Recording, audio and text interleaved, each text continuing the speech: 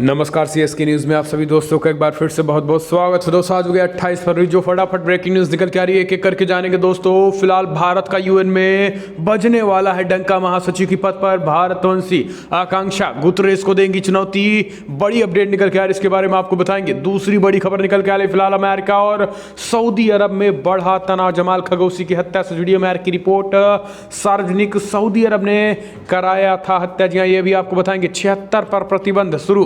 तीसरी बड़ी अपडेट निकल के आ रही है, फिलहाल संघर्ष विराम पर सहमति के बाद पाकिस्तान के प्रधानमंत्री इमरान खान बोले अब भारत पर बातचीत जारी रखने की है जिम्मेदारी। भारत पर आरोप, यानी एक तरीके से भारत के साथ बातचीत के लिए घुटने टेके हैं। चौथी बड़ी खबर में आपको बताएंगे दोस्तों, फिलहाल ईरान के दुश्मनों से दोस्ती कर रहा इजराइल सऊदी, यूएई और बहरीन के साथ बनाएगा डिफेंस स्क्वाड। जी हाँ, जानेंगे कैसे ईरान की घेरने की तैयारी। वहीं अगली बड़ी खबर में आपको बताएंगे, चीन के लोगों को अमेरिका में मल्टी एंट्री वीज़ा बैन कर दिया गया है। सब कुछ खबरें जानेंगे, जहां पर अमेरिका ईरान में तनाव के बीच ओमान की खाड़ी में इजरायली जहाज पर विस्फोटक। जी हाँ, ये बड़ी खबर निकल के आ रही, इजरायली ने तैनात कर दिया है। तो दोस्तों दुनिया में क्या चल रहा है वो भी आपको बताएंगे, लेकिन देश भर में आप देश में क्या चल रहा है ये भी जानना बेहद जरूरी है। पश्चिम बंगाल मुख्यमंत्री को करारा झटका लगने वाला है। भाजपा ने उतार दिया है महिलाओं की फौज। तो वहीं दोस्तों राम मंदिर निर्माण को लेकर भी कुछ एक बड़ी खबर निकल के आ रही है। सब कुछ खबरें एक करके विस्तार से बताएंगे, लेकिन उससे पहले एक छोटा सा निवेदन, अगर आपने चैनल को अभी तक सब्सक्राइब नहीं किया तो प्लीज़ सब्सक्राइब की लाल बटन दबाकर चैनल को सब्सक्राइब करें। और अगर आप भी मानते हैं कि प्रधानमंत्री मोदी हैं तो मुमकिन है और पीएम मोदी के नेतृत्व में देश सुरक्षित है, चीन और पाकिस्तान दोनों को मुंह तोड़ और करारा जवाब देगा, तो इस वीडियो को लाइक करके अपना समर्थन 10 साल पहली बड़ी खबर निकल के आ रही है। दोस्तों आपको बता दें, फिलहाल यूएन महासचिव पद की दौड़ में भारतवंशी आकांक्षा गुतरेस को देंगी चुनौती। अभी यूएनडीपी में है कार्यरत। जी हाँ, दरअसल भारत का डंका बजने वाला है यूएन में। दरअसल हरियाणा में जन्मी वह अमेरिका में रह रही आकांक्षा अरोरा संयुक्त राष्ट्र महासचिव पद की दौड़ में शामिल हैं और वे यूएन महासचिव एंटोनियो गुतरेस को चुनौती देंगे। 34 साल की Akanksha United Nations Development Programme UNDP में ऑडिट कोऑर्डिनेटर हैं। आकांक्षा 6 साल की थी तब उनका परिवार सऊदी अरब चला गया था। इसके बाद कनाडा के टोरंटो में यॉर्क यूनिवर्सिटी में स्नातक डिग्री ली। इसके बाद आकांक्षा ने कोलंबिया यूनिवर्सिटी से मास्टर डिग्री ली है। आकांक्षा के पास भारत का ओवरसीज सिटीजनशिप कार्ड व कनाडा का पासपोर्ट है। हालांकि अमेरिका या अन्य देशों से समर्थन मिलेगा या नहीं अभी ये तय नहीं है, लेकिन दोस्तों फिलहाल एक तरीके से कहीं ना कहीं दावा उन्होंने ठोक दिया है। हम चलते हैं अपडेट लेते हैं। दूसरी बड़ी खबर, जमाल खशोगी की हत्या से जुड़ी अमेरिकी रिपोर्ट सार्वजनिक। सऊदी अरब ने नकारा, 76 लोगों पर लगा प्रतिबंध। जी हाँ, दरअसल वाशिंगटन पोस्ट ने पत्रकार जमाल खशोगी की हत्या से जुड़ी गोपनीय रिपोर्ट को अमेरिका ने सार्वजनिक कर दिया है। रिपोर्ट में साफ तौर पर कहा गया है कि खशोगी को पत्रकार की हत्या करने के लिए ऑपरेशन को सऊदी अरब प्रिंस मोहम्मद बिन सलमान ने मंजूरी दी थी। उधर सऊदी विदेश मंत्रालय ने कहा है कि रिपोर्ट में जो बातें कही गई हैं वो पूरी तरीके से झूठी और अस्वीकार हैं। गलत आकलन के आधार पर रिपोर्ट को तैयार किया गया है। इस बीच अमेरिकी विदेश मंत्री टोनी ब्लिंकन ने सऊदी अरब के उन 76 व्यक्तियों पर ब्रीच या प्रतिबंध भी लगा दिए हैं जिन पर आरोप है कि वो विदेश में रहने वाले लोगों को धमकाने में लगे हैं। आरोप है कि इन लोगों को खशोगी की हत्या में भी हाथ है। आपको बता दें कि क्राउन प्रिंस पहले ही कह चुके हैं कि वो खशोगी की हत्या के लिए सऊदी अरब की जिम्मेदार कबूलते हैं, लेकिन उन्होंने इस घटना में शामिल होने से इनकार कर दिया था। आपको बता दें, तुर्की के अंकारा में अमेरिकी पत्रकार खशोगी थे और इनकी हत्या करा दी गई थी क्योंकि सऊदी अरब के खिलाफ मोहम्मद बिन सलमान के खिलाफ लिखते थे। वॉशिंगटन पोस्ट के पत्रकार थे खशोगी, इनकी हत्या हो गई थी। हम चलते हैं अपडेट लेते हैं। तो दोस्तों फिलहाल संघर्ष विराम पर सहमति के बाद पाकिस्तान के पीएम इमरान खान बोले अब भारत बातचीत रखने की जिम्मेदारी है। दरअसल भारत और पाकिस्तान द्वारा एलओसी पर साल 2003 की युद्ध विराम पर सहमति के लिए गुरुवार को घोषणा के बाद पाकिस्तान के प्रधानमंत्री इमरान खान ने टिप्पणी की है। इमरान खान ने शनिवार को कहा है फिलहाल भारत द्विपक्षीय संबंधों में आगे प्रगति के लिए सक्षम वातावरण बनाने की जिम्मेदारी भारत पर है। उन्होंने कहा है कि पाकिस्तान बातचीत के माध्यम से सभी मुद्दों को हल करने के लिए आगे बढ़ने को तैयार भी है। मैं नियंत्रण रेखा पर संघर्ष विराम की बहाली का स्वागत करता हूं।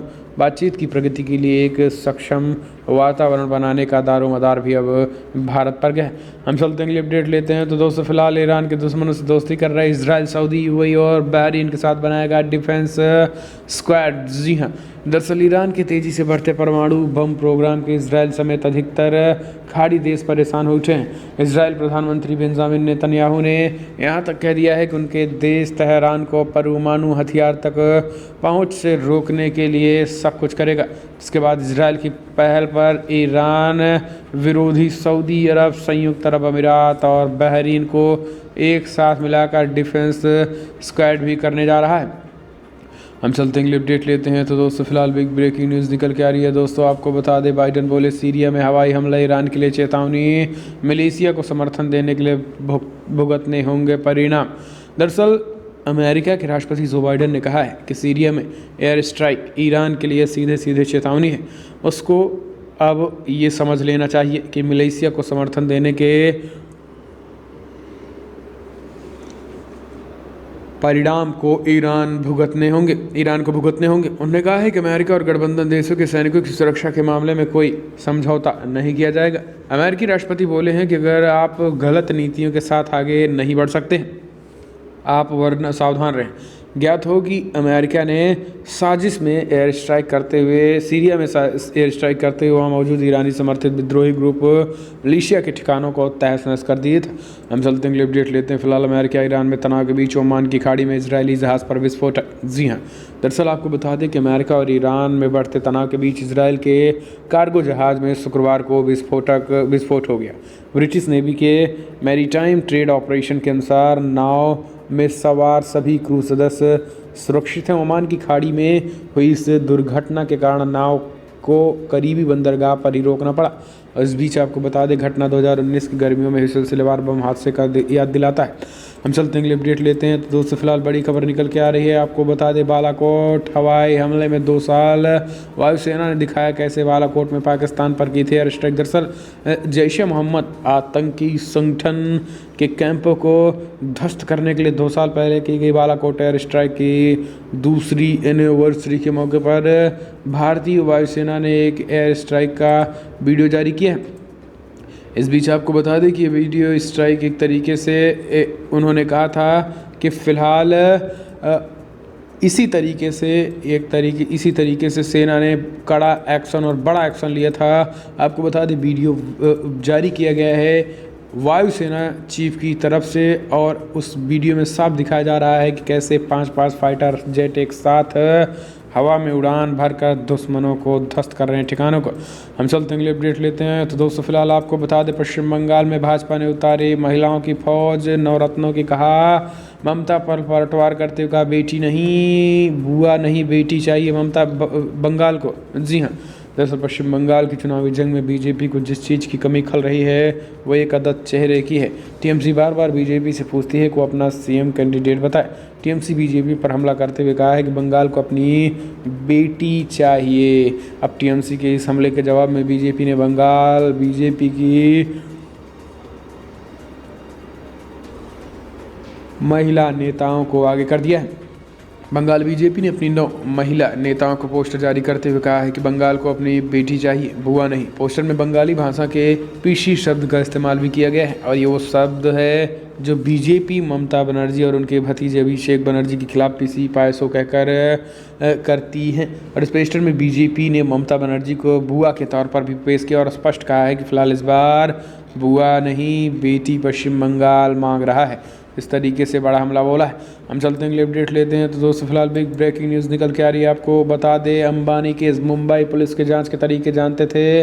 जिलेटिन से लदी कार खड़ी करने वाले, जी हाँ, दरअसल वे लोग कौन थे जिन्होंने दक्षिणी मुंबई में मुकेश अंबानी के घर के करीब जिलेटिन छड़ों से लदी गाड़ी पार कर दी।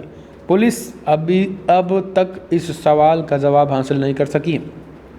हालांकि पुलिस को कई सारे सुराग ज़रूर मिले हैं और इसमें उसकी जांच आगे बढ़ रही है, लेकिन आपको बता दें कि सुरक्षा एजेंसियां लगातार जांच जो कर रही हैं उसमें आतंकी कनेक्शन होने से इनकार नहीं किया जा सकता है। ये कहा जा रहा है मुंबई पुलिस, सुरक्षा एजेंसी, लगातार तमाम एजेंसियां जांच में जुटी हुई हैं। हम चलते अगले अपडेट लेते हैं। तो दोस्तों फिलहाल राम मंदिर निर्माण के लिए इकबाल अंसारी ने किया गुप्त दान, 15 दिन में शुरू होगी भराई, नींव की भराई। जी हाँ, दरअसल श्री राम जन्मभूमि तीर्थ मंदिर निर्माण परिसर के लिए अब कल 27 फरवरी को एक तरीके से हम कह सकते हैं कि चंदा ग्रहण कार्यक्रम खत्म हुआ है। लेकिन इस बीच आपको बता दें कि 15 दिनों में नींव का भी काम शुरू हो जाएगा।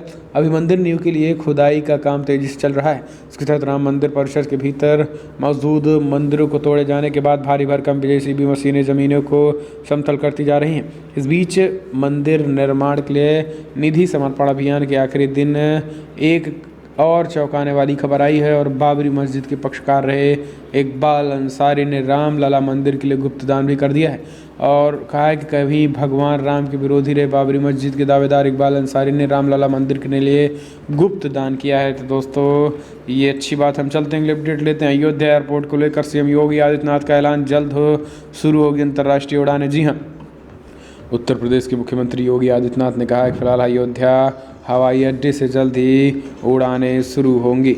इसके साथ ही इसे अंतर्राष्ट्रीय हवाई अड्डा बनाने के प्रस्ताव पर भारत सरकार ने अपना अनुमोदन दे दिया है और इसके लिए वहां पर तत्काल ATR 72 जैसे विमानों के संचालन के लिए 250 करोड़ रुपए हवाई अड्डा निर्माण के लिए उपलब्ध कराए गए हैं। उन्होंने कहा है कि फिलहाल इसके साथ ही हवाई अड्डे के विस्तार की कार्रवाई चलती रहेगी जिसमें एयरबस और अन्य बड़े यात्री विमानों का आवागमन बेहतर तरीके से हो सके। और एक सरकारी बयान के अनुसार आदित्यनाथ ने कहा है कि अयोध्या श्री राम जन्मभूमि के रूप में विख्यात है। हम चलते हैं अपडेट लेते हैं। तो दोस्तों फिलहाल पश्चिम बंगाल समेत 5 राज्यों के आए हैं ABP न्यूज़ सी वोटर ने किए सर्वे। असम में भारतीय जनता पार्टी की हो रही वापसी, तो पश्चिम बंगाल में ममता बनर्जी को मिल रहा बहुमत, केरला में लेफ्ट की बनती दिख रही सरकार। इस तरीके से है ये ABP न्यूज़ का ओपिनियन पोल। जी हाँ, दरअसल आपको बता दें कि ABP न्यूज़ सी वोटर ने 5 राज्यों के विधानसभा चुनाव के ओपिनियन पोल दे दिए हैं। आपको बता दें कि इस चुनाव में ओपिनियन पोल में स्पष्ट तरीके से पश्चिम बंगाल में जहां TMC को 145 से 160 के बीच ओपिनियन पोल में दिया गया है सीटें, जबकि भारतीय जनता पार्टी के खाते में लगभग 70 सीटें दिखाई गई हैं। जबकि वहीं असम में भारतीय जनता पार्टी की वापसी हो रही है, यानी असम में पूर्ण बहुमत की सरकार फिर से बनने जा रही है और मुख्यमंत्री के तौर पर असम में सर्बानंद सोनोवाल को लोग, असम की जनता पहली पसंद मान रही है। तो भारतीय जनता पार्टी असम में अपना गढ़ बचाती हुई दिख रही है। यहाँ पर खास करके ABP न्यूज़ और सी वोटर की बात निकल के आ रही है। हम चलते हैं अगले अपडेट। अब सतलोक खाप का ऐलान, 100 रुपये किलो बेचेंगे दूध, फैसला न मानने वालों पर लगेगा जुर्माना। जी, दरअसल नए कृषि कानूनों के विरोध में किसानों का गुस्सा बढ़ता जा रहा है और सरकार के न मानने से नाराज किसानों ने सख्त फैसले लेने शुरू कर दिए हैं। शनिवार को हरियाणा के नारनौद कस्बे की अनाज मंडी में सतरोल खाप की एक पंचायत हुई। पंचायत में फैसला लिया गया कि 1 मार्च से दूध का रेट 100 रुपये किलो होगा। वहीं फैसला न मानने वाले किसान पर 11,000 रुपये जुर्माना लगाया जाएगा। हालांकि ये फैसला सिर्फ बाहर या डेयरियों में बेचने वाले दूध पर लागू होगा। गांव में खरीदने वाले लोगों पर यह फैसला लागू नहीं होगा।